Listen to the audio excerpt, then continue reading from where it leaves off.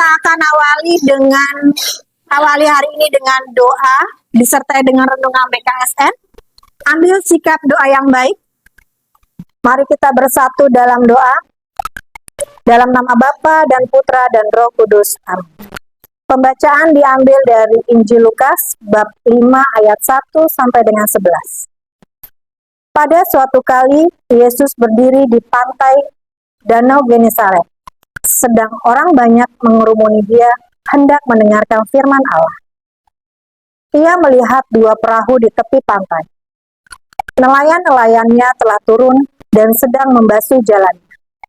Ia naik ke dalam salah satu perahu itu, yaitu perahu Simon, dan menyuruh dia supaya menolakkan perahunya sedikit jauh dari pantai. Lalu ia duduk dan mengajar orang banyak dari atas perahu. Setelah selesai berbicara, ia berkata kepada Simon, "Bertolaklah ke tempat yang dalam dan tebarkanlah jalamu untuk menangkap ikan." Simon menjawab, "Guru, telah sepanjang malam kami bekerja keras dan kami tidak menangkap apa-apa. Tetapi karena engkau menyuruhnya, aku akan menebarkan jala juga." Dan setelah mereka melakukannya, mereka menangkap sejumlah besar ikan, sehingga jala mereka mulai koyak. Lalu mereka memberi syarat kepada teman-temannya di perahu yang lain, supaya mereka datang membantunya. Dan mereka itu datang, lalu mereka bersama-sama mengisi kedua perahu itu dengan ikan hingga hampir tenggelam. Ketika Simon Petrus melihat hal itu, ia pun tersungkur di depan Yesus dan berkata, "Tuhan, pergilah daripadaku, karena aku ini seorang berdosa." Sebab ia dan semua orang yang bersama-sama dengan dia takjub oleh karena banyaknya ikan yang mereka tangkap. Demikian juga Yakobus dan Yohanes, anak Zebedeus, yang menjadi teman Simon. Kata Yesus kepada Simon, "Jangan takut, mulai dari sekarang engkau akan menjadi penjala manusia." Dan sesudah mereka menghala perahu-perahunya ke darat, mereka pun meninggalkan segala sesuatunya, lalu mengikuti Yesus. Anak-anak yang dikasihi Tuhan, dalam gereja Katolik ada panggilan khusus untuk menjadi imam, suster, bruder, dan frater. Panggilan khusus ini merupakan sebuah panggilan untuk melayani umat Tuhan. Mereka yang memilih panggilan khusus ini biasa menghayati semangat Injil, yaitu hidup miskin, hidup murni, dan taat. Panggilan khusus dalam gereja Katolik sebenarnya bukan inisiatif dari manusia. Panggilan ini sebenarnya inisiatif Allah yang memanggil untuk melayani sesama. Begitu pula dengan Simon Petrus, Andreas saudaranya, Yakobus dan Yohanes. Mereka dipanggil oleh Yesus untuk menjadi murid-Nya. Mereka dipanggil untuk menjadi penjala bukan ikan, tetapi manusia. Seperti yang dikatakan oleh Yesus kepada Simon Petrus. "Jangan takut, mulai dari sekarang engkau akan menjala manusia." Mengapa mereka dipanggil untuk menjadi murid Yesus? Yesus sungguh mengenal ketulusan hati Simon Petrus, Andreas, Yakobus, dan Yohanes.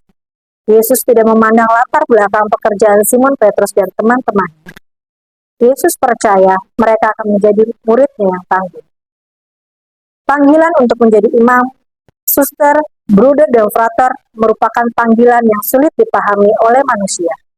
Namun, ketika manusia sungguh menyerahkan diri kepada Allah, maka ia akan merasakan kasih Tuhan yang berlimpah.